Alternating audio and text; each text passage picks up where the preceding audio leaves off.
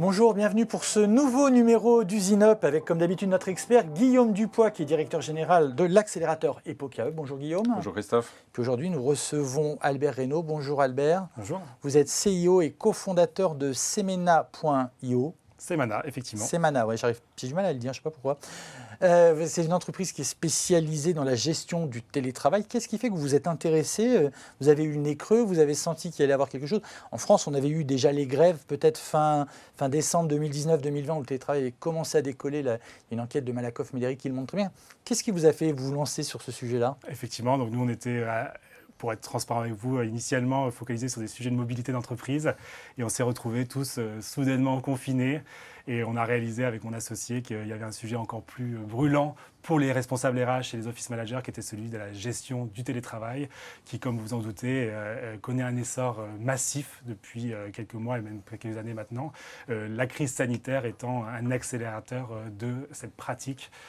Pour vous donner un chiffre, on observe une multiplication par 6 du nombre de jours télétravaillés suite aux événements récents sanitaires que l'on connaît. Qu'est-ce qui est compliqué à gérer? Vous dites qu'il y a une difficulté à...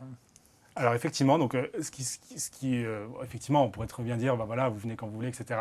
Le souci, c'est que les entreprises aujourd'hui, elles sont face à plusieurs, elles sont amenées à gérer un certain nombre de contraintes en même temps, simultanément. Ouais. La première étant, effectivement, je veux faire en sorte que les gens se voient. Donc les gens des mêmes équipes puissent venir au même moment. Deuxième contrainte, c'est qu'elles sont face à une contrainte capacitaire. Donc de plus en plus, elles se disent on va réduire les espaces de bureaux et pourquoi pas avoir moins de bureaux que d'effectifs. Et donc ça amène une contrainte supplémentaire. Et dernièrement, la flexibilité qu'on peut donner aux collaborateurs, je veux pouvoir leur laisser un peu le choix et leur donner un peu une liberté dans leur gestion du télétravail et gérer ces 3 dimensions en même temps dans un espace de bureau qui est contraint. C'est compliqué, de plus en plus compliqué pour les responsables RH. C'est ça, c'est qu'il faut à la fois gérer le nombre de personnes qui sont présentes par rapport à l'espace disponible, c'est d'arriver à mettre les deux. C'est finalement, vous, votre outil s'adresse à qui? Au RH, aux financiers, aux responsables immobiliers? Alors, en premier lieu, nous, notre interlocuteur, c'est vraiment le responsable RH, qui est au cœur de ces réflexions sur le télétravail, de gestion du personnel, etc. Évidemment, on est directement en lien aussi avec les services généraux, les office managers, qui, eux, sont dans la gestion plus spatiale des bureaux. Et donc ça, c'est vraiment une réponse qu'on leur apporte. Par contre, comme vous l'avez suggéré, le sous-jacent derrière tout ça, évidemment, pour beaucoup d'entreprises, c'est cette opportunité de réduction de surface de bureau et donc d'économie sur ça, c'est ce qu'elle prépare pour après. C'est ce qu'elle prépare pour après, effectivement. Pour vous donner 2-3 chiffres, aujourd'hui, un loyer à Paris, ça coûte 10 000 € par an par employé. Si vous faites 2 jours de télétravail, ça correspond à 40% par semaine. Donc typiquement, vous avez 40% d'espace inutilisé, donc ça fait 4 000 € par employé d'économie potentielle grâce à une gestion un petit peu efficace, quoi. À partir de quelle taille d'équipe d'entreprise on a besoin de vos outils? J'imagine une PME de 5 personnes, ça va, on peut gérer encore. C'est à partir de quand vous estimez qu'on a besoin de vous? Alors nous, on s'adresse à des entreprises à partir de 50, 60 employés. C'est là où on commence à voir que les soucis de gestion émergent, sachant que notre cœur de cible, c'est des entreprises de taille intermédiaire de 500 personnes qui vont, avoir vraiment des difficultés au jour le jour à gérer tout ça et sans pas vouloir prendre le risque de dépasser sa capacité et faire en sorte que les gens se voient. Et alors, votre outil marche comment? Chacun se déclare le matin, dit « je suis là aujourd'hui » ou « je suis au bureau, je suis en télétravail, je suis dans un coworking ». Alors, au préalable, il y a un travail de paramétrage de la part des responsables RH. Donc, chaque entreprise est très différente. Donc, il va falloir que chacune trouve leur point d'équilibre entre les contraintes que j'ai énoncées tout à l'heure.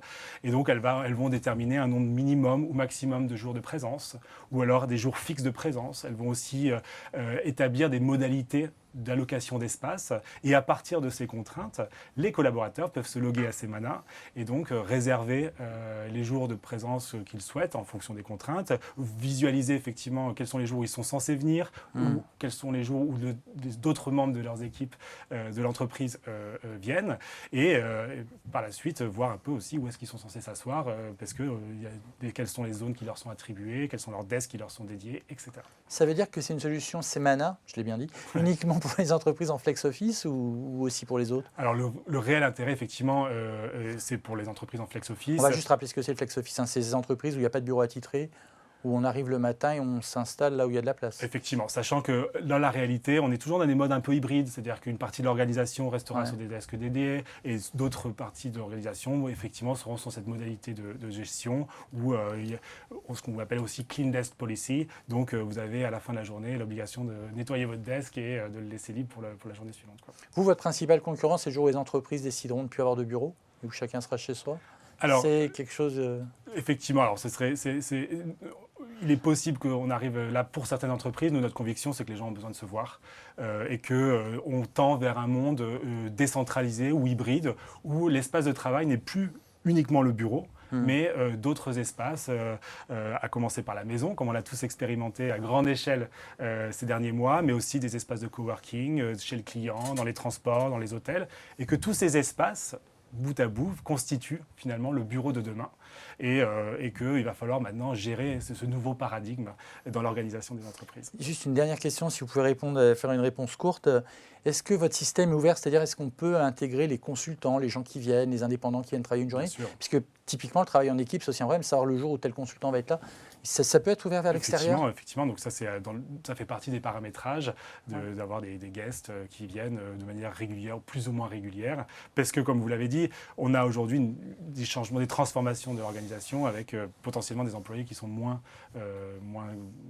font partie moins de l'entreprise. Ouais, en tout cas, des gens qui viennent, des travailleurs nomades. Effectivement. Guillaume Dupois, je vous interdis de faire quelques commentaires ce soir sur mon sens de l'organisation quand il s'agit de réserver un endroit. On a toujours réussi à se retrouver grâce à des miracles. Pour revenir à notre invité aujourd'hui, Albert Reynaud et Semana.io, ce genre d'entreprise, comment elles peuvent construire un avantage compétitif, une barrière à l'entrée? Moi, j'ai l'impression que souvent, ce qui pêche dans ces solutions-là, c'est l'expérience utilisateur. On a tous utilisé des machines à gaz qui sont faites pour tout le monde sauf pour l'utilisateur. Je pense que dans le cas de Semana, il y a trois grands barrières à l'entrée aujourd'hui. Il y a l'avance technologique, qui sont les premiers movers sur le marché. Ils ont développé des algorithmes intelligents pour gérer de façon complexe le flex office. Et donc ça, c'est un avantage. Deuxième, c'est le déploiement rapide qu'ils sont en train de mettre en place au niveau de leurs clients, mais également toutes les connexions API avec tous les acteurs du marché, aussi bien les suites Office que Microsoft, que les ADP, Workday, tous les acteurs du SIRH. Et puis le troisième, c'est en effet l'expérience client. C'est de faire en sorte d'avoir une expérience optimisée, faire en sorte que aussi bien le RH d'un côté que le collaborateur de l'autre puisse facilement se mouvoir dans la solution et l'utiliser facilement. Ce qui fait qu'une fois qu'on est là-dedans, généralement, on crée une grande barrière à l'entrée et on empêche de nouveaux entrants. Et on ne change pas une équipe qui gagne et on espère que cet adage sera un adage pour Semana pour de nombreuses années.